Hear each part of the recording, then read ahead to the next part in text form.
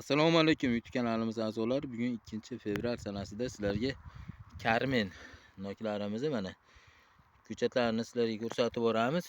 Karmen nokda pishgan vaqt degan videolarini ham qo'yganmiz. Mevalarini sizlarga mana ko'chatlarini ko'rsatib boramiz. Mana mevali kurtlarni ko'rib turibsizlar. Eksalaring 1-2-yildan Xudo xolasa mana nishonasini ko'rsatadi mana.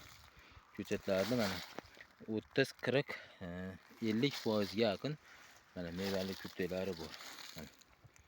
Ko'chatlarni sveja holatda ko'chirib beramiz.